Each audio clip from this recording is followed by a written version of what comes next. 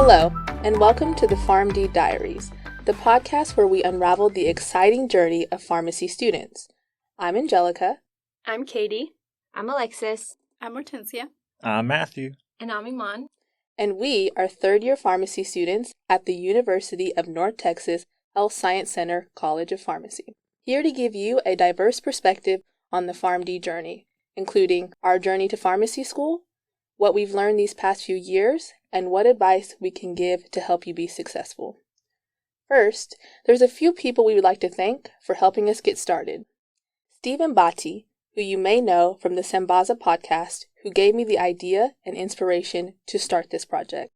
Dr. Elizabeth Hearn, professor of pharmacotherapy at our school and fellow podcaster herself, who showed me the ropes on how to get this podcast started. And Chidi Ukebu, who is currently a fourth-year pharmacy student on his Abbey rotations, who created our amazing podcast logo. Thank you to you all. So now that we have the thank yous out of the way, let's start by giving a brief background about ourselves. I'm Angelica Okinda, and I was born and raised in Sherman, Texas. I went to undergrad at Texas Tech University, Reckham, where I got my Bachelor of Science in Nutrition and Pre-Pharmacy. And an interesting fact about me is I love music and true crime mysteries. Hi, my name is Katie Turner, and I'm from Tyler, located in the piney woods of East Texas. I did my undergraduate work at the University of Texas at Tyler, where I focused on the required prerequisite classes for pharmacy school rather than completing my bachelor's, which I'll talk about more later. One fun fact about me is that I'm a cat person. Hey y'all, I'm Alexis Richardson. I'm from San Antonio, Texas, 210 Countdown City boy. I did my undergraduate at Texas A&M Corpus Christi, where I played college softball, where I majored in biomedical science and a minor in psychology. A fun fact about me is I can ride a unicycle. Hello, my name is Hortensia Monreal. I was born and raised right here in Fort Worth, Texas. For undergrad, I went the non-traditional way. I only did the required prereqs at Tarrant County Community College, and one fun fact is that I'm a mom of 3. Hey y'all, Matthew here. I'm from San Benito, Texas, located in the Rio Grande Valley, which is right next to the border with Mexico if you go straight down from Fort Worth.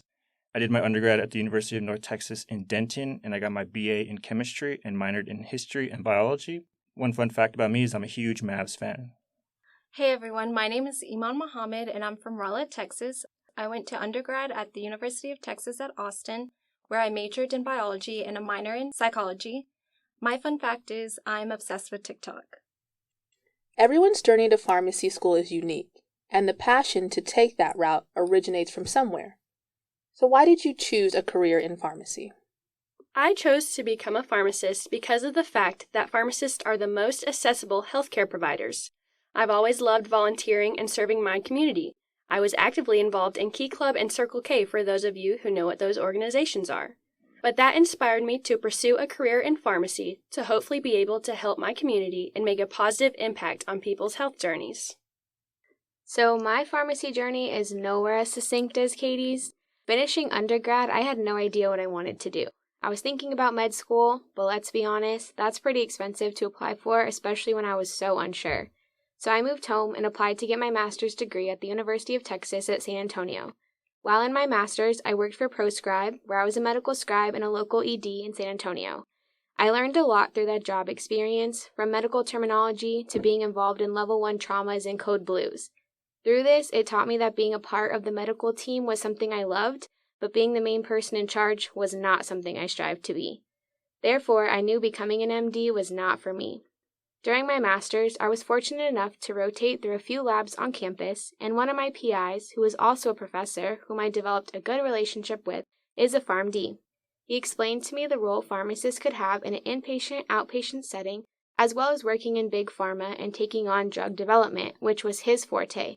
Because I'll be honest, I'm someone who definitely thought the pharmacists were only at CVS and Walgreens, so it's safe to say being a pharmacist was not on my radar, and I didn't have any experience before applying. For me, my pharmacy journey started in high school, where I took a pharmacy tech course, and eventually after I graduated, I started working at my first pharmacy as a tech. It was an independent pharmacy that did a lot of mail order prescriptions. I felt the environment and staff was great. Working there is what led me to decide to go through the pharmacy school route. I knew I wanted to work in healthcare, so this just seemed like a great fit for me, and all the staff encouraged me to do so. Apart from that, medication itself has always been interesting to me and how it's made and how it works within us. Originally, I wanted to be a nurse because my high school offered a free course that certified you to become a CNA. But after a while, I quickly learned that close contact with patients was something I was not down for. And after a quick trip to UNTHSC's campus, I realized that this was the place for me. So I applied to pharmacy school.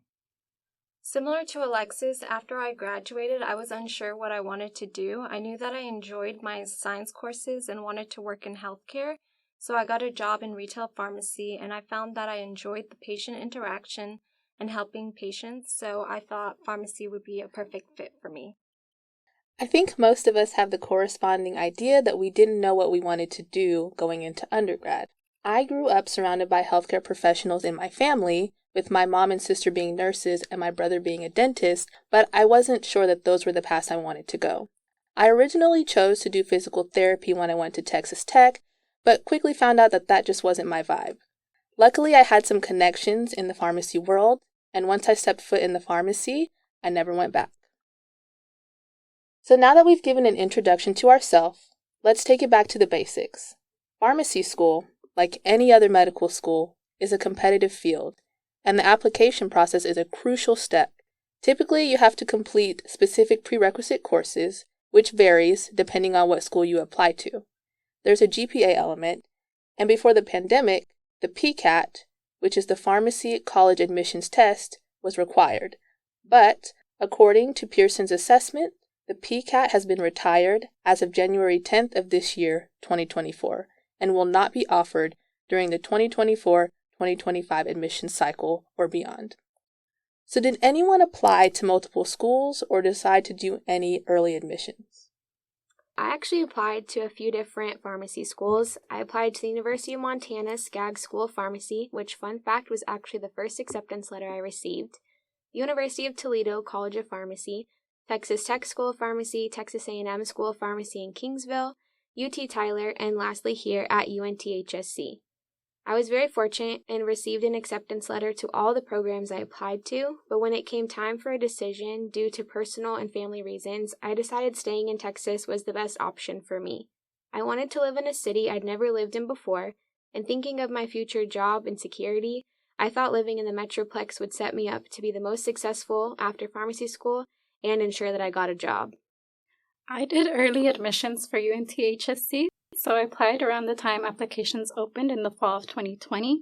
I interviewed on my birthday, September 9th, and I got accepted 2 days later on September 11th. I think applying early is beneficial as some fees are waived, like the $500 seat deposit. Yeah, similar to Hortensia, I also applied early admission to UNT.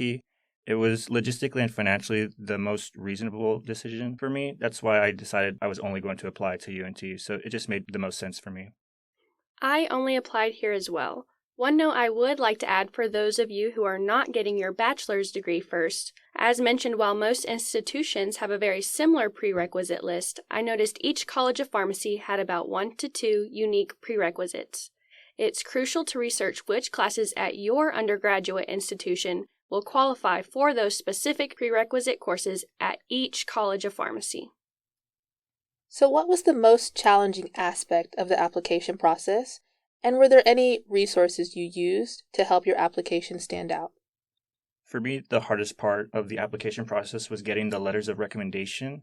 So I applied when COVID was really big and everything was online, so I didn't have direct access to my professors to ask for a letter of recommendation. And prior to COVID, I had been the person to kind of stay towards the back of the room and not really get involved with the class. So I didn't really know my professors on a personal level like that. So just reaching out for letters of recommendation was difficult.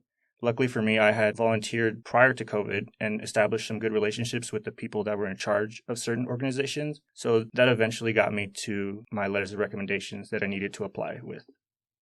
The most challenging part for me was writing my personal statement. I found it difficult to show my why through writing, and I knew I needed a good statement so that my recommenders could write a good recommendation letter. The resource I used was my friends. I had one of my friends who was in grad school read it, and I had another friend read it for grammatical mistakes. I'll echo what Iman said. I also had a friend in grad school to help me edit my personal statement. I tend to over-explain and use a lot of details that aren't necessary, So I just needed her to revise it for me and just let me know anything that wasn't crucial to my statement. The most challenging part of the application process for me was also getting letters of recommendation. I was honestly a little rushed during this step, so give yourself and the writer plenty of time. Luckily, the people I asked were very accommodating, and as someone who had to finish my undergraduate education on Zoom, ditto to what Matthew said, it was hard for me to feel connected to professors whom I had only seen over Zoom. I ended up not asking any professors for a letter of recommendation. So keep those letters in mind as you start to think about applying to graduate programs. So I kind of have to echo what Amon and Angelica said. The most challenging part for me of the application process is definitely the writing. I am not a good writer, and I've been told that I write like I talk, which apparently is a bad thing. But on a serious note, I think what made the writing prompt difficult is talking about myself. I know, that sounds like it should be easy, but writing about good things and strengths about myself is something I struggle with even today. Thankfully, my best friend for the last 10 years, who, special shout out, is about to finish getting her master's in English, specializing in rhetoric and composition at UTSA, helped me go through about 5 drafts of my Why Pharmacy School. So she's a big factor for me being in pharmacy school today. Once your application is accepted, you get to proceed to the interview stage. We all did our interviews through Zoom because of the COVID-19 pandemic. So how did that change the way you interviewed? I usually get anxious and nervous, but through Zoom, I felt more at ease and that I was able to talk more directly to the interviewers versus being in the same room with them. I think since the interviews were over Zoom, they made them more comfortable. Interviews in general are just kind of nerve-wracking and you're not looking forward to them. You're in the comfort of your own home, so it's easier to do. I was definitely in a suit on top and pajamas on the bottom, which, makes any interview much better. But yeah, just much more comfortable. One downside, I would say, of doing the interview over Zoom is keeping in mind the things necessary to be professional over Zoom. Things like creating a professional background, finding a quiet spot in your house, troubleshooting Wi-Fi, keeping time zones in mind, and having all the supplies you may need readily available and within arm's reach. We will talk more about this, but our interview day included a calculation portion, so I had to have a piece of paper, pencil, and calculator readily available. So for me, definitely retweet what Matthew said about the dress code. I was definitely rocking a nice shirt on top and definitely pajamas on the bottom as well. But I think for me, a thing that lacked is getting a feel for the program and the environment, like what life would really be like in the city, is a factor that was missing for me, especially because I applied to a few schools that were out of state. So to see if I could really see myself living there was difficult when I've never been there. But on a positive note, I was happy that I didn't have to pay money for a plane ticket or a hotel room. The bulk of the interview day consisted of an interview with the faculty, a writing section, and a calculation section. Were there any aspects of the day y'all were nervous about, and did you do anything to prepare beforehand? For me, for the calculations portion, working a pharmacy job already helped with those calculations. I think the most challenging part was interviewing with the faculty. I just wanted to make sure I sounded capable and confident and made sure to prepare for the tell me about yourself question. I also asked them how students can be successful in the program just so I could get more insight from them. I was a little nervous about the writing because I'm not super confident in writing something on the spot that I would be proud of. I'll usually write something, take a break from it, review or edit it, maybe end up scrapping it and starting all over, and the cycle repeats. But you can't really do that in the writing portion of the interview. I think we got like 20 minutes to write about a time when we were solving an ethical problem or had to work in a team, and that 20 minutes goes by so fast. For my faculty interview, I just remember them asking me about my personal statement and them just really wanting to get to know me and see my interests in relation to pharmacy. I prepared by looking up common questions that interviewers might ask me and what I could ask them. Ditto to what Hortensia said. I think looking at examples of what they ask during interviews is a great idea. Look at ways to reduce your stress also so that it's not so nerve-wracking during the interview process. For me personally, I ate 2 bananas and that calmed me down quite a bit. So I think that's something not everyone has to do, but I think I would definitely recommend. So we also had a student ambassador Q&A portion. As a student ambassador, some of the questions that I get are housing situations, how people study or how many hours they study in a day, what are classes like, what do you have to wear to class every day, and do you have jobs while you're in school? Most of these questions will be touched on a later episode, so be sure to tune in for more. To present you with additional perspectives, we wanted to give you an opportunity to hear from some of our esteemed faculty. I was able to sit down with two of our professors, Dr. Taylor Benavides and Dr. Tina Machu, to give their thoughts on the application and interview process. Just so there's no confusion, for every question, you will hear Dr. Benavides' response first, and then Dr. Machu. My name is Dr. Taylor Benavides. I am an assistant professor in pharmacotherapy and the assistant dean for pharmacy recruitment and outreach. My practice is in internal medicine, and I practice at Mid-City Arlington. And I teach primarily in the second year of the pharmacy program here at the University of North Texas Health Science Center College of Pharmacy, primarily in cardiology and infectious diseases. Part of my roles as the assistant dean for pharmacy recruitment and outreach is pharmacy recruitment. So I get the pleasure of going to the local colleges and universities and talking to some of the pre-pharmacy clubs about how to apply. And my whole goal is to make our college more known, but it's also to help break down those barriers to people applying. So let them know that it's okay not to have a perfect GPA. If you have some struggles, then to talk about it in your personal statement. And the last part of the outreach is something I'm very excited about. And that's where, in my role, me and Dr. Michael Jan, another colleague here at the college, we go around to local elementary schools, middle schools, high schools, and just hopefully spark some interest in healthcare amongst these individuals at these schools. So that's primarily my role here. My name is Tina Machu. I am a senior associate dean in the College of Pharmacy. I'm also a professor in pharmaceutical sciences. And I've been here with the college. The college actually was approved by the legislature in 2011. We opened our doors for our first students in 2013, and I've been here since the college started. I've pretty much always had the role as either Associate Dean for Academic Affairs or Senior Associate Dean. So my role has changed a little bit over time, but I oversee a lot of the elements of the curriculum. I oversee progression, college procedures. I work a lot with college faculty. And I also, as a professor, teach quite a bit in the program, mostly in pharmacology and in neuroscience areas. I am a pharmacist, but I have a bachelor's degree in pharmacy, a 5-year bachelor's degree. I received it before the PharmD was a uniform degree for pharmacists in the United States. And then I have a PhD in pharmacology. How important is it for an applicant to have a well-crafted personal statement? So I think it's very important to have a well-crafted personal statement. And I think it goes back to the last 3 years since the start of the pandemic. I think a lot of our dynamics have changed at home, either our family dynamic, maybe our work-life balance has changed a little bit. And with that has come more responsibilities for students. And so some students, and a lot of students that we see, may not have a 4.0 GPA. However, they have had a lot of great experiences. Now, be it they went through personal struggles, maybe they've had to work a few jobs, maybe they've learned some life lessons. Either way, those are very important things to look and to put into a personal statement. And so though you didn't have a 4.0 GPA, if you've gone through these struggles, to make sure and mention it, because we absolutely take that into consideration and actually hold you a little bit higher because we've seen you've been through some things. I think the personal statements are very important because they're a window into who you are. And so for our college, when our faculty are interviewing a candidate, that's the only thing they see before they meet with you. So they're not looking at your grades, your transcripts, letters of recommendation, or anything. So that is a way of getting to know you. It's important for you to tell your story.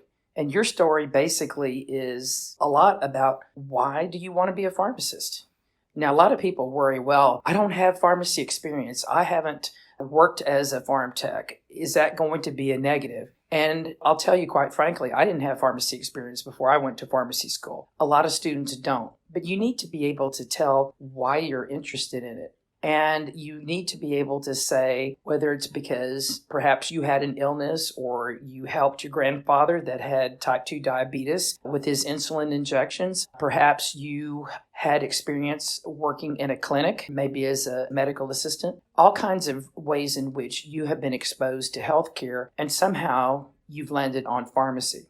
It's good to know that, and also a little bit about your background. One of the things that we want to see in pharmacy students, we think about who they are going to be as a pharmacist. And we want to see people who care about others because it is a service profession where you're taking care of patients. And we want to know that you care about people, that you know how to interact with them. You're always going to be a member of a team, whether it's a team in a community setting, whether it's a team in a hospital, a managed care organization. You're always going to be working with other people. It's not a profession where you sit in an office and you're isolated. We want to know that you are a team player. So tell us a little bit about how you interface with people, how you work with people, those kinds of things. It's important to tell your story. A lot of people might say, well, I'm 20 years old. I don't have that much life experience. That's okay. We understand that. But every person is unique. You have something that has occurred in your life that makes you different,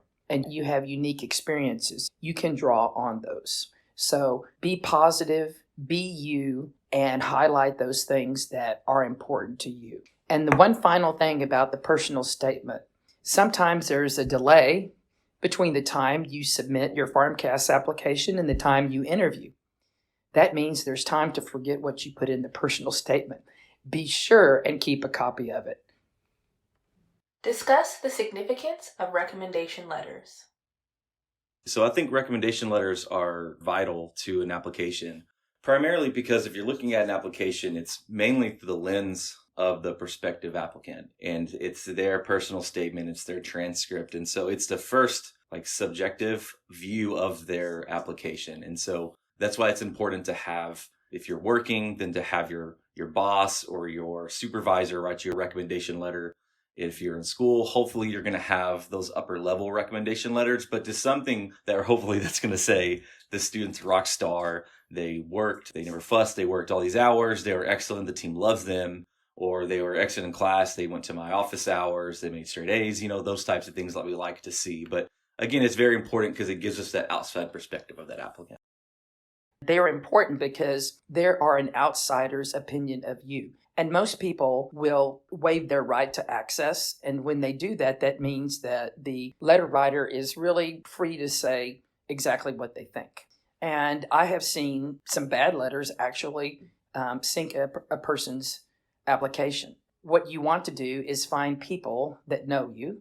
The other thing that makes a bad recommendation letter is when it's clear that it was a professor that only knows you by your name in the roster and maybe has seen you in class, but has had minimal interaction with you. So you want to pick people who not only that you've had positive interactions with, but who also know you. And they may know you really well, or they may know you a little bit, but at least it's beyond, hello, Dr. X in the classroom. Now, letters of recommendation, the person knows you and it's been a positive experience, their interaction with you, whether they've been an employer or a professor, they can give insight about how you perform, maybe in the classroom, how you perform in courses. Maybe there was a time that there was something difficult and that you overcame it and you made a good grade. Perhaps you were a lab assistant and this person supervised you and they said, this person was so good. This person was a tutor, was also in there in the lab setting up, really helped students get their experiments done. It might be an employer, say, in a community pharmacy that can speak to what you have done as a pharmacy tech and basically will say, what a good team member you are. We'll give examples of how you went above and beyond to help a patient who was having problems with insurance, perhaps helping a patient who perhaps you're Spanish speaking and you were the only Spanish speaking person there. And you helped that patient that only spoke Spanish and helped them relax and really understand why they were taking this medication. Those letters of recommendation really reflect on how you will be as a pharmacist. So it is a window into you as an applicant. Are there any unique experiences or skills that can set an applicant apart from others? I think some skills that make a well-rounded applicant are things that make a successful pharmacist. So I think the first is knowledge. So one of my mentors told me that pharmacy is 50% knowing it and 50% selling it. And selling it, really, you're talking about communication, either with the medicine team or with your provider, with the patients. And so the first is knowledge. So the first is drug knowledge. If you're working as a pharm tech, you're really knowing the ins and outs of pharmacy. And it also allows you to see that one perspective of pharmacy and can help you make that decision of, is pharmacy right for me? The next is the selling it or the communication. So it can be any position, any skill that has some communication component. So whether it's a leadership component at your college, maybe you're helping at church, at home, something that gives you that experience of being in front of others and having to communicate, because that's a really tough one. I think most individuals, their number one fear is public speaking. And so to have something that allows you to craft and sharpen that skill, I think is important. The last one is time management. And that's, what I'm meaning is like having those competing priorities. So if you can demonstrate, though you may not have a 4.0 GPA, but if you've had a heavy course load, maybe you're taking 18, 19 hours, maybe you're working 40 hours a week or 20 or 30 hours a week, or you're on the football team or the volleyball team, the soccer team, that along with your studies kind of shows that you know how to manage time well. Sometimes people say, well, I'm kind of boring. I went to high school. I had some jobs in fast food restaurant, and then I went to community college and got my prerequisites. Don't think it's boring. There's something in there that you learn. Maybe when you were working in fast food, you did something where you put out a fire in the kitchen. Thinking on your feet and being able to solve a problem, that is really good. So don't ever think that what you're doing is less than, that you don't have something really unique. Like, oh, I was all-state in the band. I play the tuba. And I've actually played in a parade, Macy's parade or something. You don't have to have something that unique, but just tell your story and highlight things where you learned something, where you did something that you felt was important. You can draw on those kinds of things, whatever your experiences are. HSC interview days consist of an interview with faculty, a writing section, and a calculation section. Do you have any suggestions on how prospective students can prepare beforehand? I think the best way an applicant can prepare for the interview is for the interview with faculty. So focus on those questions. So have your elevator speech ready. Have a few times in your mind that you struggled either in a team or you struggled academically, and also have some times where you've received praise, because you're going to have both sides of those coins. I think that's a good way to help prepare for interviews. When we think about the interview, one thing that I think is very important is to be prepared. And you can practice with a friend, a family member. You know that you're going to be asked about why you want to be a pharmacist. You're going to be asked about what is the pharmacy profession about. And again, if you have worked in a pharmacy or volunteered in a pharmacy setting, you can certainly draw on that. But if you haven't, well, then what? Well, make sure that you've read about it. Maybe you can interview a pharmacist. Read about it. The internet is at your fingertips. You can find out about careers in pharmacy. So be prepared to talk about the pharmacy profession, regardless of whether you have worked in the area or not. Be able to talk about things that make you a team player. Be able to put your best foot forward and relax. And I think if you practice answering basic questions with other people before the interview, you'll do just fine. And don't try to be somebody that you're not. A lot of times when people say something that they can't back up, it backfires on them. Be sure that you have a question to ask. It's good to do your homework. You've probably heard or read that if you go to a job interview, you should know something about the company that you're interviewing for. You might want to read up about us on our website, and so that you know a little bit about us, and maybe have some questions that you might ask in any interview at any school. Be ready with some questions. When we think about other parts of the interview day, we do have a writing sample, and sometimes that can seem a little bit awkward for people because they think, oh, well, what am I going to write? And I only have a certain amount of time. Be you. It's going to be something broad-based that you can write about based on your experiences and who you are. And so beyond the content, think about punctuation and grammar. You don't want that to be a distraction. We do have a calculations quiz. It's a few questions, but it's pretty much basic. If you know how to tell time on a 24-hour basis, like 8 o'clock is 20 hours, be able to do ratio and proportion, percent solutions. It's everything that you already would have done in math classes or in chemistry class. Is there anything else you would like to share with our audience about applications and interviews? Don't worry about comparing yourself to other people. Like, oh, well, this person probably has a better GPA or somebody may have more pharmacy experience. That doesn't matter. Focus on you and put your best foot forward. After we got accepted, was there anything that you did to prepare before the school year started? Hortensia and I participated in an in-person meet and greet hosted by the SEAS team, which stands for the Student Experience and Academic Services Department here at our school. It included introductory presentations and an enjoyable scavenger hunt around the school. For me personally, I thought this event was helpful. I'm one of those people who likes to be very prepared and gets a little anxious about not being able to find my classroom on the first day of school. So attending this event made me feel much more comfortable for orientation and the first day of classes. In addition, there are other events the school hosted for incoming students that are opportunities to meet others, including an online pre-matriculation workshop and a game night. Like Katie mentioned, we met at the SEAS meet and greet, and from there we met up on our own time to get lunch to get to know each other better. From there, I already knew someone that I could sit with on the first day of class.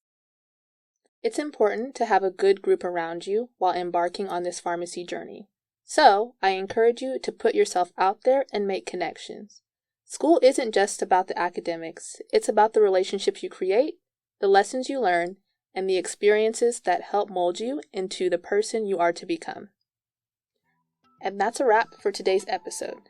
A big thank you to Drs. Benavides and Machu for sitting down with me and sharing their expertise and advice. Things to look forward to in our coming episodes would be resumes and CVs, an inside scoop to all the courses that we've taken these past 3 years, pharmacy organizations, IPI and API rotations, and postgrad life. And thank you to our listeners for tuning in. If you enjoyed our conversation through the pharmacy student experience, don't forget to subscribe, rate, and leave a review. Your support means the world to us. If you have questions, topics you'd like us to cover, or if you want to share your own PharmD story, feel free to reach out via email at diariespharmd@gmail.com. You can also find us on Instagram and Facebook at PharmD Diaries Podcast. Remember, you are not alone on this journey, so take care, study hard, and keep chasing your pharmacy dreams. Bye. Bye.